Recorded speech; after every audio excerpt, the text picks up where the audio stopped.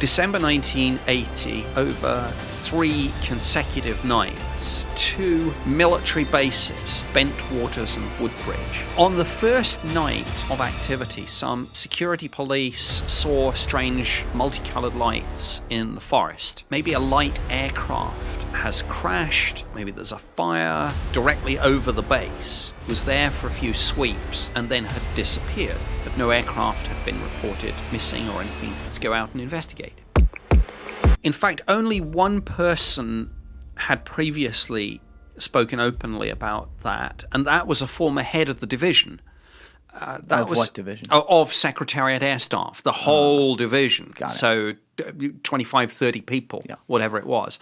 And so that individual sat at a much higher grade, and his name was Ralph Noyce.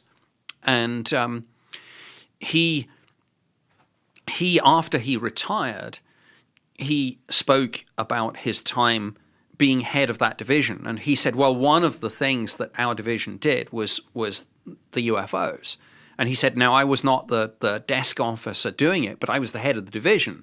So, of course, his opinion on this and his involvement was very important because he was someone who had a degree of oversight of this. And somewhat bizarrely, he actually wrote a fictional book called A Secret Property, which was a thinly disguised fictional retelling of the Rendlesham Forest incident, which was Britain's best-known UFO case. Can you walk us through that? That's actually a great segue. Oh, to it go is, through isn't it? how that, a lot of people in America, I just heard about this recently, but a lot of us, we don't know this story like we know Roswell and everything. So can you just go through the whole thing?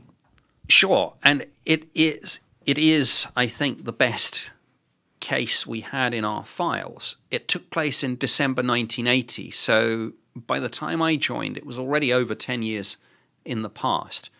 I later did a cold case review of it, but it was my predecessor, or one of my predecessors, who did the actual contemporaneous investigation. So the story of Rendlesham, December 1980, over 3 consecutive nights, the early hours of December 26th, then the 27th, then the 28th, there was activity.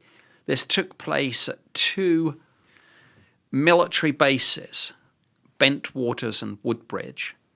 Now, they were U.S. Air Force bases on British soil, so they were part of the wider U.S. military presence in Europe. And on the first night of activity, and Bentwaters and Woodbridge are a couple of miles apart, and Rendlesham Forest lies between them. And what part of the island are we on? This is, I guess you would call it, the county was Suffolk. Got it. Can we pull this up, Alessi? Just on a map. It's, it's I don't know, 50, somewhere between 50 and 80 miles northeast of London. Okay. Fairly got it. Close to the coast. I was going to say, it's going to be right up on the coast. So there's 2 bases separated by the Rendlesham. By Rendlesham How do you pronounce it? Rendlesham. Rendlesham. Rendlesham Forest. Yeah. And on the first night of activity, some security police and law enforcement personnel saw strange multicolored lights in the forest.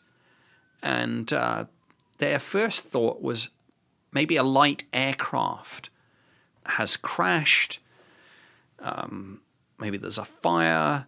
We should kind of go out there immediately and investigate. Well, they found out that there wasn't an aircraft crash. Nothing like that had been reported. But they did find out that an uncorrelated target had been tracked on radar directly over the base, was there for a few sweeps, and then had disappeared. So again, that was maybe indicative that something had come down, but no aircraft had been reported missing or anything like that. No distress calls had been sent in or anything. But nonetheless, they thought, well, something's going on. Let's go out and investigate. So a number of different people went out there, maybe about half a dozen, but then their radios started malfunctioning. And these were line-of-sight radios, so sometimes it was just topography, but this was kind of talking to the guys in later years. They said, we know what our radios did and didn't do, and this was unusual.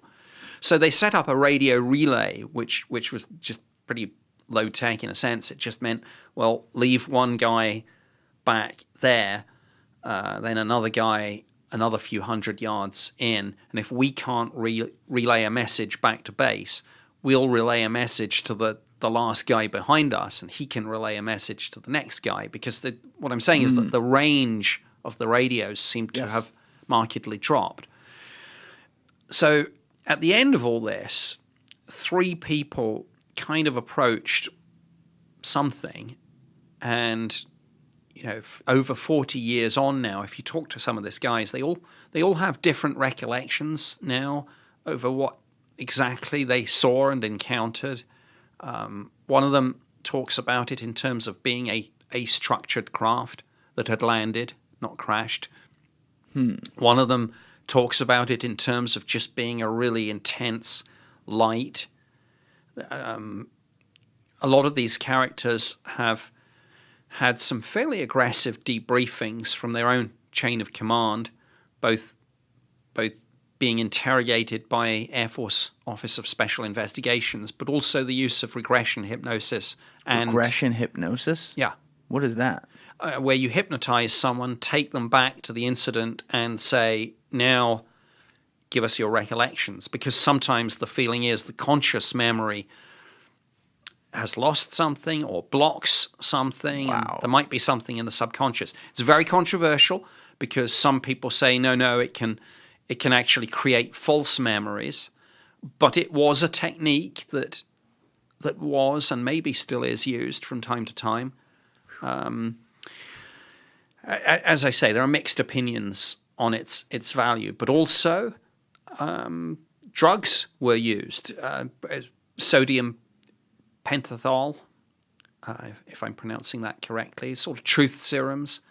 And again, it wasn't clear, and I'm getting ahead of myself here, by the way. This is wild. But it wasn't clear whether some of the witnesses were being given all this to deliberately jumble their memories of this, to maybe hide the reality of what they'd encountered, or maybe the chain of command really wanted to know and thought there's more details here than these people have consciously recalled. So that's one of many, many controversial areas of this case.